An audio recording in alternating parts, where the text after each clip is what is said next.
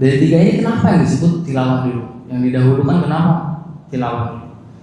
Karena ini menunjukkan bahwa tilawah adalah ibadah yang agung, yang mulia.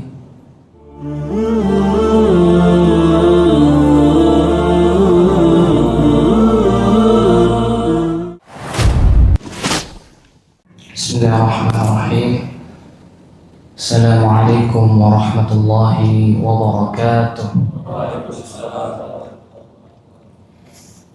Alhamdulillahilladzi bini'matihi tatimmus shalihat wa bifadlihi tatanazzalul khairat wal barakat wa bitaufiqihi tatahaqqaqul maqasid wal ghayat. الذي هدانا لهذا وما كنا لنهتدي لولا أن هدانا الله وأزكى صلوات الله وتسليماته على معلم الناس الخير وهادي البشرية إلى الرشد رحمة الله تعالى للعالمين ونعمته على المؤمنين وحجته على الناس أجمعين سيدنا وإمامنا وأسوتنا وقدوتنا وحبيبنا محمد وعلى آله وصحبه الذين آمنوا به وعزروه ونصروه واتبعوا النور الذي أنزل معه أولئك هم المفلحون.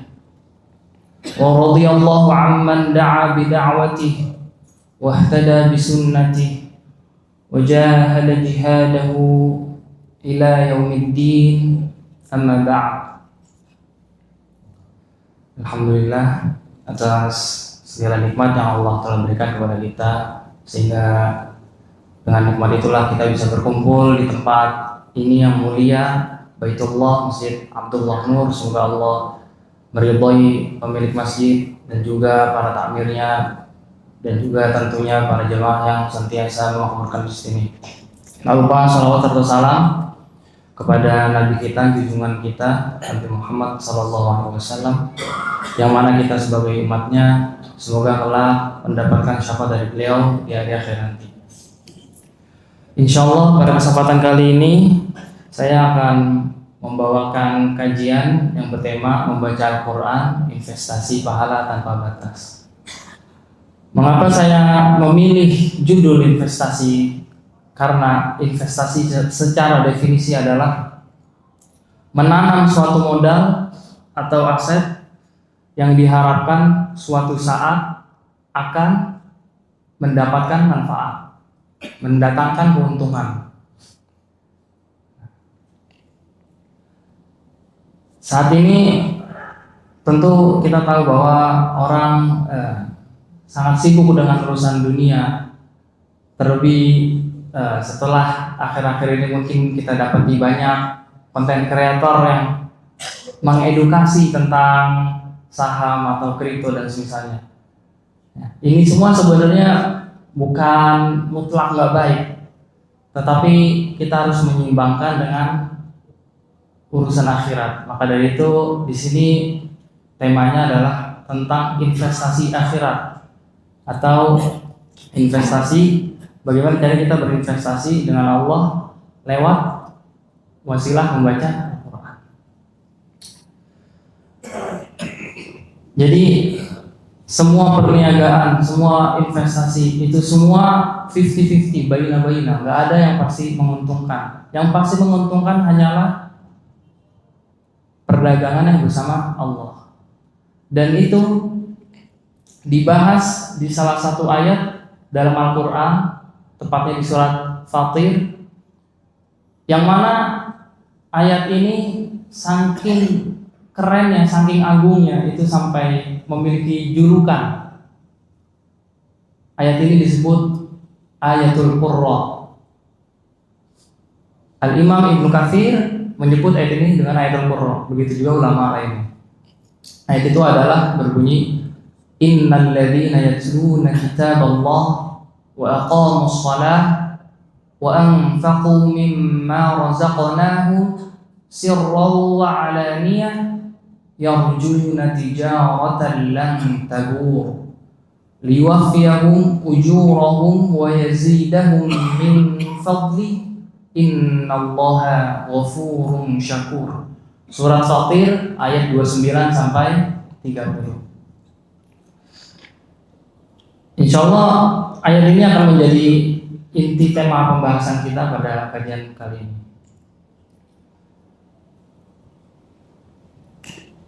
Yang menarik untuk dibahas dari ayat ini adalah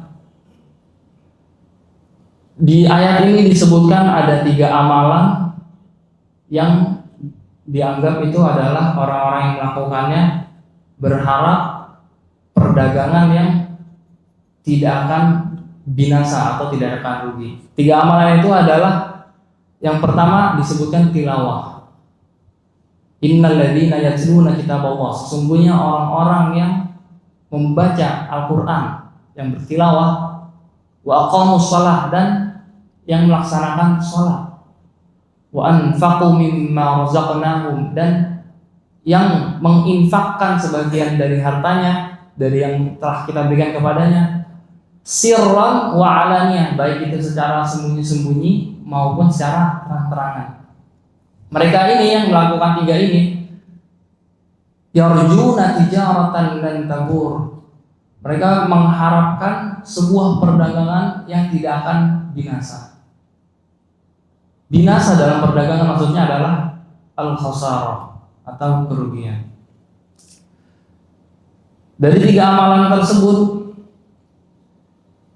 yang digunakan dengan kata fi'il mudhari' atau kata kerja yang sedang berlangsung atau yang akan terjadi itu hanya yatlun. Yang lain aqamus shalah dan wa anfaqu ini menggunakan fi'il madhi. Nah, apa rahasia di balik penggunaan fi'il mudhari di kata yatlun atau di kata tilawah?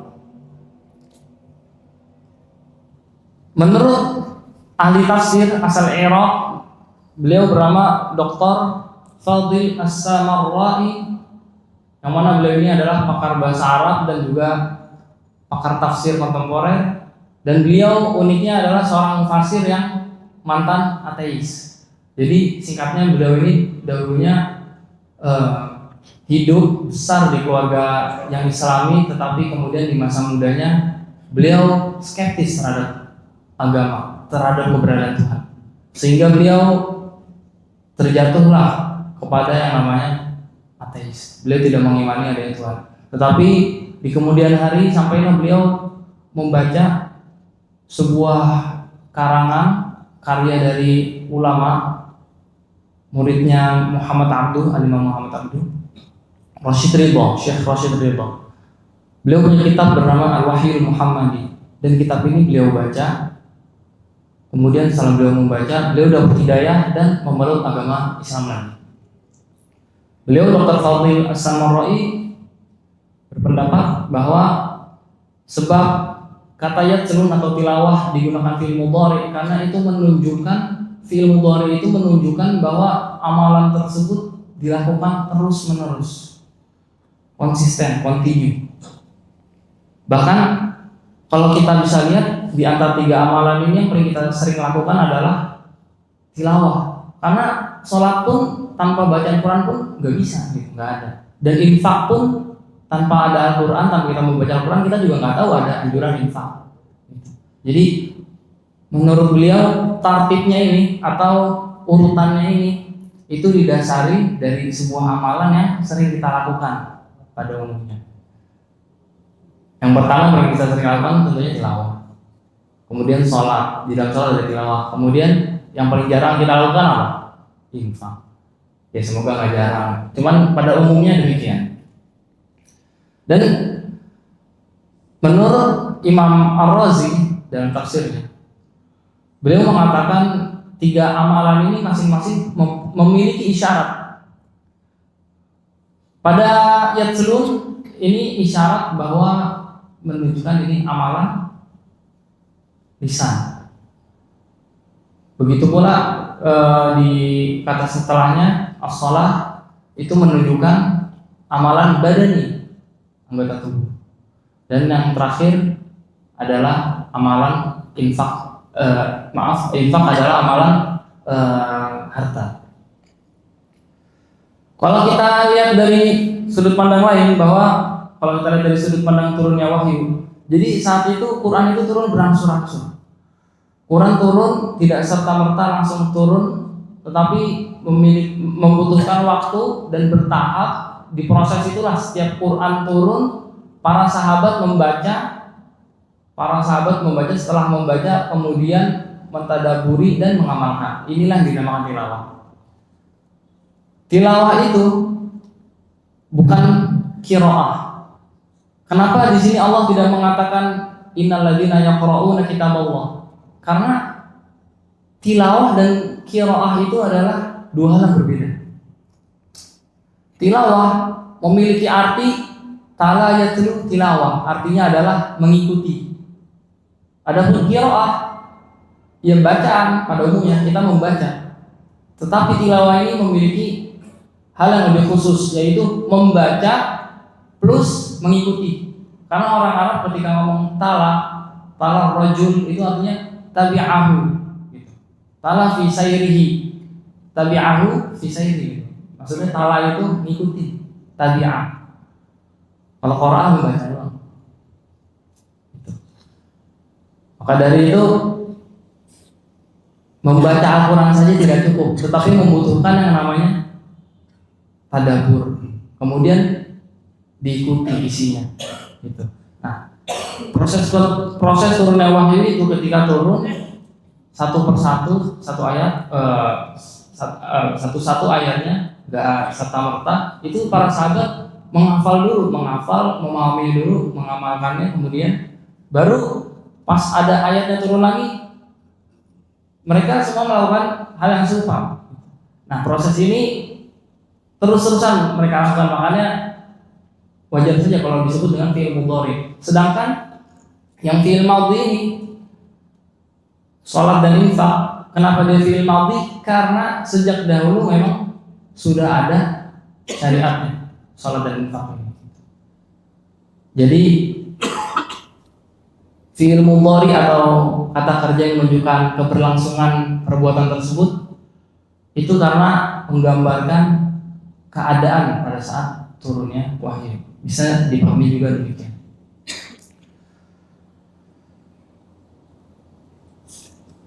Untuk infak di sini, infak dan salat di sini maknanya umum. Bisa salat atau infak yang mustahab, bisa juga yang wajib.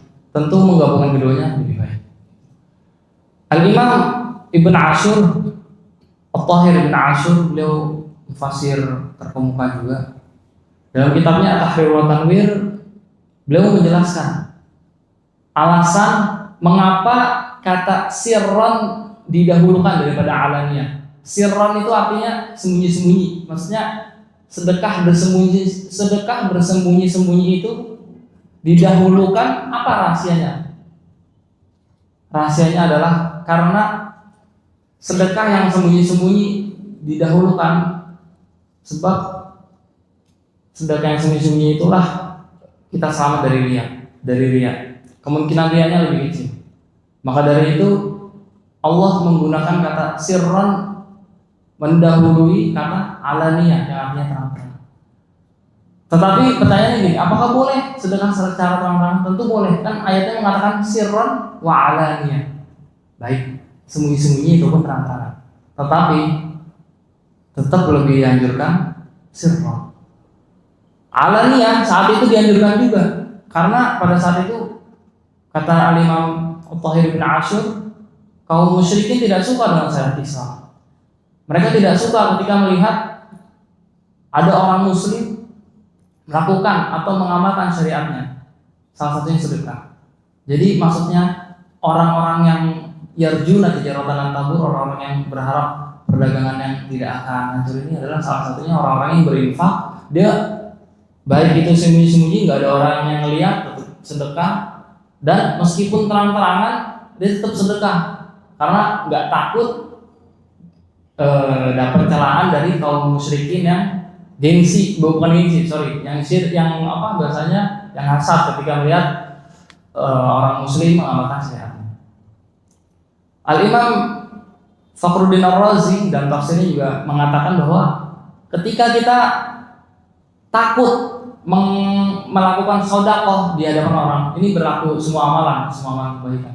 Ketika kita takut melakukan sebuah kebaikan karena khawatir dikatakan riya, dan kita membatalkan amalan tersebut karena itu, maka itu adalah ainur riya, kata beliau.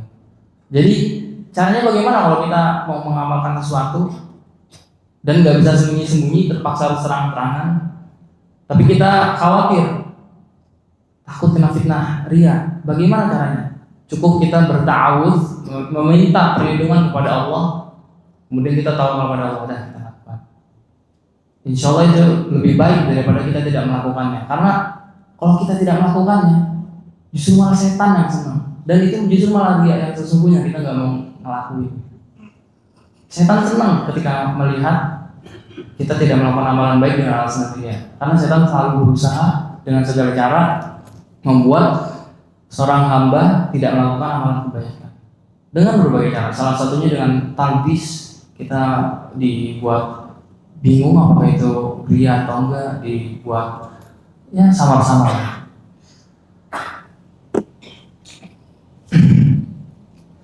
Kemudian dari 3 amalan ini yang disebut pertama adalah tilawah. Dari tilawah, sholat, kemudian juga infak. Dari 3 ini kenapa yang disebut tilawah dulu? Yang didahulukan kenapa tilawah dulu? Karena ini menunjukkan bahwa tilawah adalah ibadah yang agung, yang mulia. Sholat bisa nggak tanpa baca Quran? Nggak bisa. Salah satu rukunnya adalah membaca surah Al-Fatihah. Kemudian juga infak dan sholat.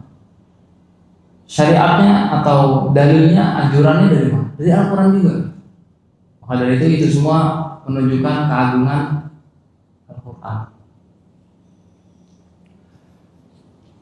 Untuk menyeimbangkan antara akhirat dan dunia, setelah kita membahas tentang investasi akhirat, bukan berarti maksud saya kita tidak boleh sibuk dengan urusan dunia sama sekali. Tentu realita hidup mengatakan bahwa kita butuh dengan apa? Uang, buat makan, buat minum, buat tempat tinggal dan lain-lain. Tetapi yang jadi masalah, jangan jadikan dunia itu lebih dari porsinya. Allah berfirman dalam surat Al-Qasas, "Wala tansa nasibaka minad dunya." Dan janganlah kamu lupa bagianmu dari dunia. Artinya apa? Allah sendiri memerintahkan kita untuk perhatian terhadap urusan dunia kita. Kita bukan diperintahkan untuk hanya fokus memikirkan urusan akhirat. Kita tetap harus memikirkan urusan dunia. Tetapi ada tapinya. Allah di sini mengatakan nasibaka. Nasib itu artinya apa? Nasib artinya adalah bagian. Bagian itu definisinya apa? Sesuatu yang tidak utuh. Artinya kita nggak boleh totalitas atau memenuhkan urusan dunia, karena yang Allah perintahkan urusan dunia yang nggak boleh kita lupakan itu adalah nasibnya doang, bagiannya doang, bukan sepenuhnya urusan dunia. Jadi di setiap kata yang ada di Al-Quran itu benar-benar memiliki rahasia yang dalam gitu, jika kita mentadabburi. Jadi tetaplah kita menjadi manusia pada umumnya yang bekerja, investasi boleh selama itu halal, tetapi tetaplah jangan sibukkan diri kita sampai kita tidak investasi akhirat. Salah satu caranya lewat 3 amalan tadi, khususnya baca Al-Quran, karena itu kata yang didahulukan di ayat itu. Dan para hukama atau ahli hikmah, mereka berkata khairul umur awsatuha. Banyak yang mengira ini hadis, tapi bukan hadis. Ini perkataan hadis. Sebaik-baiknya perkara adalah yang pertama. Jadi kita bukan yang ngurusin akhirat doang, lupa sama dunianya, nggak kerja, nganggur dan lain-lain. Tapi ada juga yang sebaliknya, misalkan sibuk urusan akhirat sampai nggak pernah ngaji, nggak pernah sholat, nggak pernah infak, nggak pernah sedekah. Ini tambah parah lagi. Jadi sebaik-baiknya perkara adalah yang pertengahan. Kita harus bisa menggabungkan antara urusan dunia dan akhirat, tetapi menaruh dunia pada posisinya. Cukup jadikan dunia itu bagian kita saja atau sebagian, bukan full dari urusan kita. Untuk fadilah bacaan Al-Quran sendiri, tentu yang dijanjikan oleh Allah dan Rasulnya begitu banyak. Salah satunya adalah Iqra'ul Qur'an fa innahu ya'ti yawmal qiyamati syafi'an li ashabi. Bacalah Al-Quran, karena Quran akan datang dari kiamat nanti menjadi syafaat bagi para pembacanya. Kemudian tentu kita sudah tahu juga bahwa Rasulullah bersabda, "Man qara'a harfan min kitabillah falahu bihi hasanah." Barang siapa yang membaca Al-Quran, maka baginya satu kebaikan. Wal hasanah, dan satu kebaikannya itu bi asyri amsalihha, dilipat gandakan menjadi 10. La aqul alif lam mim harfun, walakin alifun harfun wa mimun harfun, alifun harfun wa lamun harfun wa mimun harfun. Aku tidak mengatakan alif lam mim itu satu huruf, tetapi alif satu huruf, lam satu huruf, dan mim satu huruf. Jadi itu pahalanya sangat banyak sekali, sangat rugi ketika kita tidak membaca Al-Quran.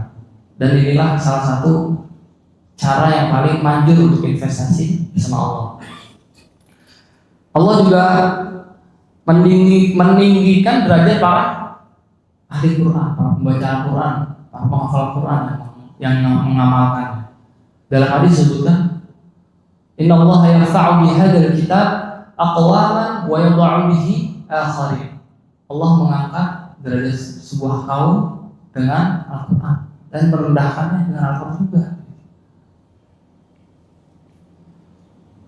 Jadi kalau kita mau dimuliakan oleh Allah, maka baca Al-Quran, jadilah ahli Quran, agar kita tidak menjadi kaum atau golongan yang rendah karena tidak diangkat derajatnya oleh Allah dengan barokah Quran. Lalu bagaimana dengan orang yang kesulitan membaca Al-Quran? Nabi SAW bersabda, Al-mahir bil-Quran ma'a safaratil kiramil bararah, walladhi yatata'ta'u fihi wa huwa 'alaihi syaq falahu ajran. Orang yang pintar membaca Al-Quran, maka mereka akan bersama para malaikat yang mulia. Dan orang yang bacanya terbata-bata, yang kesulitan, maka mereka akan mendapat 2 pahala. Jadi maha adilnya Allah tetap memberikan kebaikan kepada keduanya. Kenapa yang terbata-bata mendapatkan 2 pahala? Pahala yang pertama adalah pahala kesabaran, yang kedua pahala belajar. Yang terbata-bata mendapat 2 pahala bukan berarti pahalanya malah lebih besar daripada yang pintar baca Quran. Karena yang pintar baca Quran ini Allah berikan kedudukan yang lebih mulia bersama para malaikat, makhluk Allah yang tidak pernah bermaksiat, yang tidak punya hawa nafsu, yang kerjanya hanya ibadah. Ini merupakan sebuah pengagungan, takrim, pemuliaan terhadap orang yang mahir membaca Quran. Tetapi orang yang terbata-bata pun juga Allah muliakan dengan cara mendapatkan pahala 2, yaitu pahala kesabaran dan pahala belajar. Selain pahala yang dijanjikan, membaca Al-Quran juga mendatangkan efek yang bermanfaat bagi kita. Ketika kita membaca Al-Quran, yang pasti kita dapat adalah ketenangan. Dan itu adalah mukjizat Al-Quran. Allah berfirman, "Wa nunazzilu minal Qur'an ma huwa syifaa'un wa rahmatul lil mu'minin." Syifa itu penyembuh tetapi sebenarnya saya lebih condong kepada pendapat para mufassir yang mengatakan syifa ini adalah khusus penyakit dalam hati, maksudnya perasaan seperti gundah, galau, depresi. Nah, Al-Quran bisa mengatasi penyakit-penyakit tersebut. Orang kalau baca Al-Quran nggak mungkin hidupnya nggak tenang, nggak santai, nggak mungkin. Orang yang baca Al-Quran pasti mendapat efek, minimal dia menjadi orang yang tenang. Ala bizikrillahi tatma'innul qulub dalam surat Al-Alaq. Tidaklah dengan mengingat Allah, dan salah satu cara mengingat Allah membaca Al-Quran, hati akan tenang. Jadi investasi kita dapat investasi pahala kita dapat untuk di hari akhir nanti. Begitu juga untuk mental kita. Kita juga jadi tenang, itu bermanfaat buat kita, jadi lebih gampang menghadapi urusan di kerjaan ataupun musibah ataupun masalah. Kita jadi merasa lebih dekat kepada Allah. Di tengah kesibukan kita sehari-hari, tentu sangat sulit untuk membaca Al-Quran. Salah satu cara dan solusinya adalah kita bisa mendengarkannya melalui murotal. Karena mendengarkan Al-Quran itu pahalanya tidak kurang dengan membaca Al-Quran. Bahkan mendengarkan Al-Quran itu juga dilakukan oleh Nabi Muhammad SAW. Tentu kita tahu ada hadis yang menceritakan bahwa Rasulullah pernah meminta salah satu sahabat Abdullah bin Mas'ud untuk membacakan surat An-Nisa. Jadi mendengarkan Al-Quran itu merupakan sunnah. Kita bisa ketika sibuk sambil kerja, sambil nyambi kerjaan, atau sambil nyetir, atau sambil makan, atau aktivitas apapun selama dalam aktivitas yang baik dan di tempat yang baik, bisa kita sambil mendengarkan murotal di saat kita sibuk. Nah, ketika kita nggak sibuk, kita renggang, nah kita bisa bantu baca Quran. Jangan pilih salah satu doang, karena dalam fikih dikatakan al-jam'u aula minat tarjih, menggabungkan di antara keduanya itu lebih baik dibanding mentarjih ngambil salah satu doang. Kalau kita bisa ngelakuin dua-duanya, kenapa enggak? Gitu. Tapi kalau nggak bisa ngelakuin dua-duanya, ya jangan ditinggal semua. Karena ada kaidah lain yang mengatakan al-maisur la yasqutu bil ma'sur, atau ma la yudraku kulluhu la yutraku julluhu. Kalau kita nggak bisa ngaji, kita merasa waktu kita yang benar-benar nggak cukup buat tilawah, ya udah kita jangan benar-benar ninggalin Quran. Seenggaknya kita tetap mendengarkan Al-Quran, karena itu pahalanya nggak kurang. Bahkan kata Imam Sufyan Ats-Tsauri, beliau fuqahanya tabi'in, faqihnya tabi'in, kibar tabi'in, beliau mengatakan afdhalul dzikri qiraatul Quran idza 'amila bihi. Sebaik-baiknya zikir adalah membaca Al-Quran ketika kita mengamalkannya. Nah, Imam Nawawi berkata bahwa tadi saya mau nyebutkan Imam Nawawi, bahwa Imam Nawawi yang tentang mendengarkan Al-Quran ini, beliau punya pendapat khusus di Syarah Sahih Muslim. Beliau mengatakan bahwa mendengarkan Al-Quran itu ablah untuk tafahum dan tadabbur. Jadi ketika kita mendengarkan Al-Quran, itu pahalanya bisa jauh lebih besar ketika kita mendengarkannya itu bisa menghasilkan lebih khusyuk, lebih dalam tadabburnya, bisa lebih nikmat lah. Nah, di keadaan seperti ini tentu tadabbur atau mendengarkan Al-Quran melalui murotal itu bisa jauh lebih besar pahalanya. Ini salah satu pendapat Imam Nawawi. Jadi beliau mengatakan bahwa mendengarkan Al-Quran pahalanya bisa lebih besar dibandingkan membacanya secara langsung. Mungkin sebelum saya akhiri, saya sedikit memberikan beberapa tips kalau misalkan mau dengerin murotal. Jadi di antara banyaknya qori ini mungkin kita susah milih yang mana. Kalau saran saya pribadi, ketika ingin memilih qori, selektif lah. ada yang Indonesia, ada yang dari Arab. Saya pribadi lebih prefer kita mendengarkan qari yang mereka dari Mesir. Ada Syekh Mahmud Khalil Husari, beliau ini yang terkenal dengan salawat tarhimnya yang biasa diputar sebelum subuh.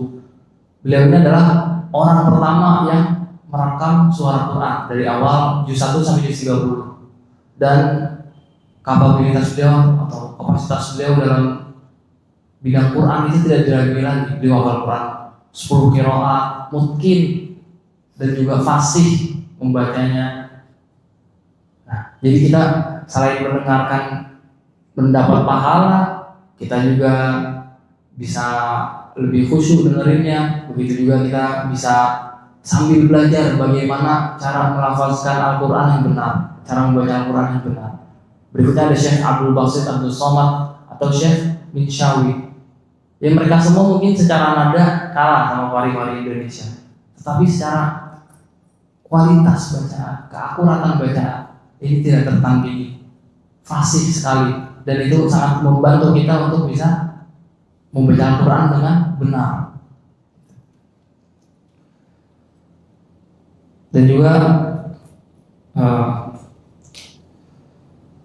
saya teringat salah satu nasihat Gus Baha yang relate dengan kajian kita kali ini, tema kajian kita kali ini tentang membaca Al-Quran, dan juga relate dengan keadaan kita yang baru-baru ini terjadi. Gus Baha pernah bilang, kenapa kita harus membaca Al-Quran? Kata beliau, karena salah satu yang dipaparkan Al-Quran itu adalah min baini farthin, di antara kotoran, wadamin, dan darah, labanan khalisah, ada sebuah susu yang bersih, sa'ighal lisyaribin, yang enak untuk diminum. Ini salah satu yang dibawa Al-Quran. Apa uniknya ayat ini?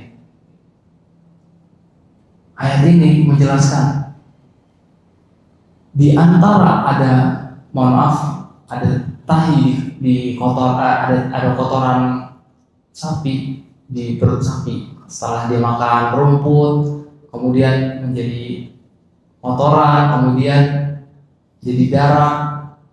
Nah, di antara darah dan kotoran ini, sapi itu bisa menghasilkan apa? Susu, dan susunya enak diminum. Ini adalah mukjizat Allah. Sapi ini terlihatnya, atau hewan ternak pada umumnya ya,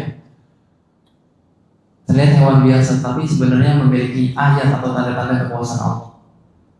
Nah, Gus Baha berpesan bahwa serusak apapun suatu zaman, serusak apapun suatu tempat, tetaplah kita berusaha menjadi labanan khalisah, tetaplah optimis menjadi orang baik. Percayalah kita bisa menjadi orang baik, karena susu aja bisa ada di antara kotoran dan darah. Jadi seburuk apapun zaman kita, atau seburuk apapun tempat kita berada, itu gak mustahil membuat kita tetap konsisten menjadi orang yang baik. Atau istilah Qurannya labanan khalisah, susu yang murni. Ya, mungkin itu nasihat dari Gus Baha yang patut kita lakukan. Dan itu ringan. Beliau menjadikan itu alasan kita harus membaca Al-Quran, dan itu juga relate juga dengan keadaan kita. Ya, pesan saya yang terakhir, hendaklah kita tetap berpegang teguh dengan Al-Quran, senantiasa membaca Al-Quran, karena seperti yang dikatakan oleh Imam Sufyan Ats-Tsauri tadi, membaca Al-Quran adalah sebaik-baiknya amal, sebaik-baiknya zikir kalau kita mengamalkannya. Kita tetap berusaha membaca, mengamalkan, dan tidak lupa juga mentadabburinya. Karena Allah berfirman, liyadabbaru ayati. Quran itu diturunin agar apa? Agar kita mentadabburi isinya. Jangan sampai kita lalai dan berpaling dari Al-Quran sehingga dunia akhirat kita binasa. Allah berfirman, "Wa man a'rada 'an dzikri fa inna lahu ma'isyatan dhanka wa nahsyuruhu yaumal qiyamati a'ma." Barang siapa yang berpaling dari peringatanku, maksudnya di sini adalah Al-Qur'an. Fa inna lahu ma'isyatan dhanka, maka baginya kehidupan yang sempit. Wa nahsyuruhu yaumal qiyamati a'ma, dan kelak di akhirat dikumpulkan dalam keadaan buta. Naudzubillah min dzalik. Jadi hendaklah kita berpegang teguh dengan Al-Quran, yang mana itu adalah sumber hidayah agar kita jauh dari kesesatan. Dengan Quran kita bisa mendapatkan ketenangan. Dengan Quran kita bisa melapangkan kehidupan kita. Karena Allah mengatakan kalau kita berpaling dari Al-Quran, tadi di ayat yang barusan saya baca, maka hidup kita jadi sempit. Artinya mafhum mukhalafahnya, paham sebaliknya, bahwa ketika kita berpegang teguh dengan Al-Quran, tentu hidup kita nggak akan sempit, jadi lebih lapang. Maka cara agar kita sukses di dunia akhirat, hidupnya tenang, nyaman, lapang, itu hendaknya berpegang dengan Al-Quran. Dan juga di akhiratnya selamat, tidak dibangkitkan dalam keadaan buta. Wal'iyadzubillah. Ya, mungkin ini saja yang bisa saya sampaikan. Kurang lebihnya mohon maaf. Wa'afu minkum. Wassalamualaikum warahmatullahi wabarakatuh.